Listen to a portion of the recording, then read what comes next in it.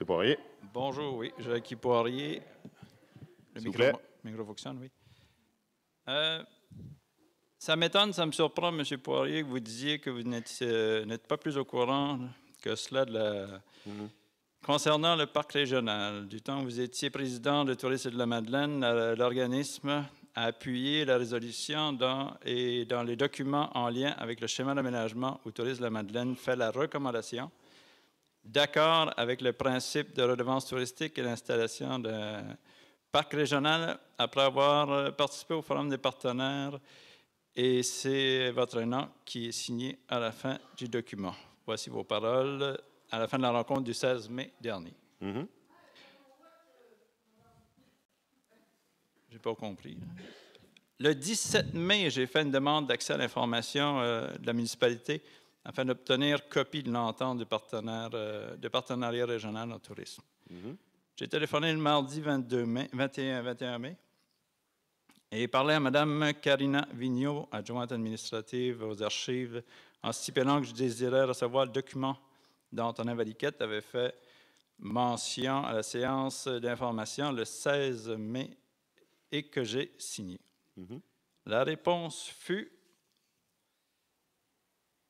la présente fait suite à votre demande d'accès à l'information visant à obtenir des informations relativement à l'entente de partenariat régional en tourisme. Après vérification, nous vous informons qu'il n'existe aucune entente de partenariat régional en tourisme qui concerne spécifiquement le parc régional et la passe régionale, la redevance touristique. Plutôt que de demander l'entente, il aurait fallu que je demande les recommandations. Permettez que je vous piste. Le document auquel j'ai fait référence, c'est le mémoire de Tourisme de la Madeleine sur le schéma d'aménagement. L'entente de partenariat régional en tourisme, vous apprendrez rien là-dessus. L'entente de le PRT, c'est... bon, vous l'avez. Oui, c'est ça. C'est ce que je disais. Bon, ben, tant mieux. Donc, vous avez votre document. C'est ça. Je vais continuer. Est-ce qu'on a une question? Oui. Il y en a plusieurs. Le diable est dans les détails. Voici les recommandations que j'ai signées au nom des administrateurs de l'ATR le 15 février 2023. Je vous en remets une copie pour être sûr. Ah, ben je l'ai. OK, merci.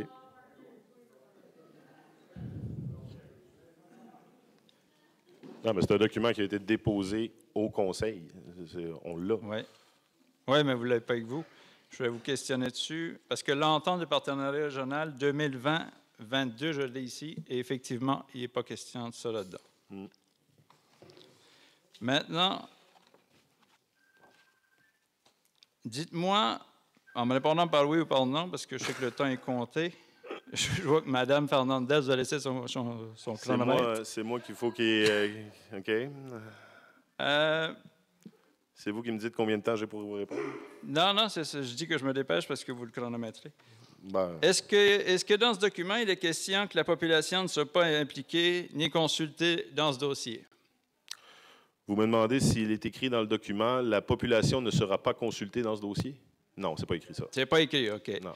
Est-ce qu'il est question d'un code QR? Non. OK. Est-ce qu'un montant de 30 $ pour les 13 ans et plus sera exigé? C'est marqué dans ce document-là?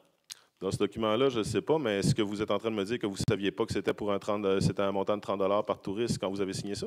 Non, je suis en train de vous dire qu'une recommandation n'y faisait pas allusion. Et j'ai un autre document ici qui dit spécifiquement que quand Gaëtan Richard nous en a parlé en novembre, je lui ai dit ça n'a pas d'allure.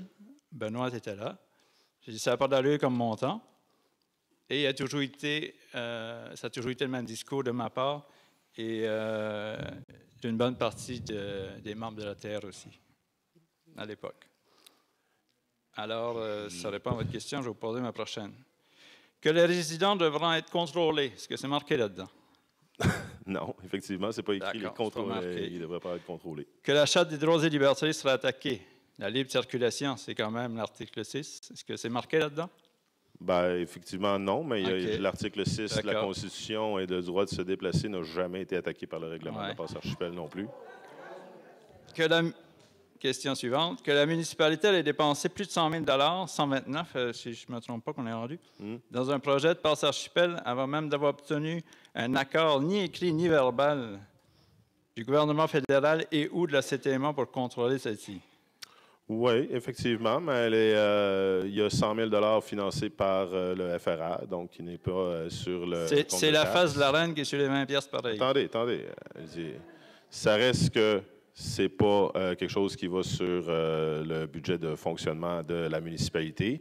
Puis, effectivement, lorsqu'on déploie un projet, il y a, en gestion de projet, on doit toujours engager des fonds pour le projet et on n'a pas rien pour cet argent-là. On a notre plateforme en ligne, on a eu des campagnes de communication et moi, j'ai bon espoir qu'on aille, je pense qu'on a déjà quand même un certain montant, déjà, même sans publiciser ni rien au niveau de la passe archipel, qui ont déjà été versés par le biais de l'application de la plateforme en ligne. Oui, d'accord, mais la base, je pense, c'est de savoir si on va être capable de contrôler avant de commencer à dépenser. Pour moi, c'est la base. Et effectivement, est-ce qu'il y a ça là-dedans? S'il y a quoi là-dedans? Ben, ma question, est-ce que c'est marqué qu'on va dépenser avant même d'avoir les autorisations de validation? Non? Bien sûr que non. Encore une fois, non. De forcer les restaurateurs, hôteliers et tous les commerçants de produits, de services d'augmenter leur prix en les surtaxant de 50 à plus de 100 % dans certains cas en 2023. Là, vous transformez ce document-là en procès, finalement. Vous me demandez tout ce que vous me demandez là, dans le fond. Vous êtes en train de m'adresser toutes les récriminations que vous pouvez avoir en me posant la question, est-ce que c'est là-dedans? Je ne comprends pas. J'aurais pas assez de 15 minutes, mais c'est pas ça Clairement. que je vous dis. C'est qu'automatiquement, on augmente le coût pour venir aux îles, aux touristes, aux visiteurs, à la diaspora, en augmentant déjà de 50 à 100 % les taxes commerciales. Les taxes commerciales, comme je vous ai déjà expliqué, on était dans un contexte, lors du budget 2023, extrêmement difficile au niveau économique, comme l'ensemble des municipalités du Québec. Vous avez des municipalités qui ont dû monter leur taux de taxation aux citoyens, à l'ensemble des résidences. Non, je sais, puis je ne veux pas prendre trop de temps, mais c'est plus... Je vous fais l'honneur de vous écouter vos questions. Est-ce que je peux avoir la chance de donner une réponse puis de faire la mise en contexte? Je ne veux juste pas prendre de temps aux gens derrière. Oui, bien là, vous êtes la dernière question, là, je vous assure. Là. Bien, ça serait un manque de respect pour les gens qui sont là. Ben non, c'est une période de questions de 30 minutes. Ben moi, je pense que c'est... Vous avez toujours dit que vous ne respectiez pas ce 15 minutes-là, qui n'a aucun sens. Mais la séance du 14 mai m'a fait cheminer dans ma réflexion puis de revenir à ce règlement-là, parce que des séances comme le 14 mai, M. Poirier, ça n'avait pas d'allure. Okay? Ben, les gens se sont exprimés. Et vous avez dit que vous n'étiez jamais senti menacé. Et 2 jours après, votre maire était sur place. Effectivement. J'ai jamais eu peur pour ma sécurité physique, mais ça reste que c'est pas ça un conseil municipal. Ça reste que c'était hostile, ça reste que c'est très dur pour les décideurs, pour les élus plutôt, parce que je vous rappelle que Hugues, Ben, moi, Richard, Joy, on est là. Richard aussi. J'ai dit Roger, excuse. Roger. Richard, Roger. Écoutez, on est tous là avec la meilleure intention du monde, là. Je veux dire, Hugues est un élu depuis 2021. Tu es élu, toi, depuis 2017. T'en rappelles-tu? Non, c'est ça. Richard, depuis 2013. Gaétan l'était depuis 2013 aussi. Après ça, là, on a le siège vacant là, de Havre-Aubert, mais on a des très bons conseillers et conseillères de Havre-Aubert qui ont siégé à la table du conseil, puis qui l'ont fait avec dévouement, puis qui ne méritent pas. Peut-être avec vous, Mme Richard, que le lien de confiance est rompu. Je n'y peux rien, mais Et je sais très bien qu'on a d'autres citoyens qui font confiance à leurs élus. Et l'autre chose... Qu'est-ce que vous voulez que je vous dise, M. Mius? Vous avez le droit de ne pas avoir confiance en vos élus, mais il y a des Medelinos et il y en a des citoyens qui ont confiance en leurs élus. On a été élus et, en plus, considérer l'impact que ça peut avoir si l'ensemble du conseil ou suffisamment de conseillers pour qu'on n'ait plus quorum autour de la table ne soit plus là.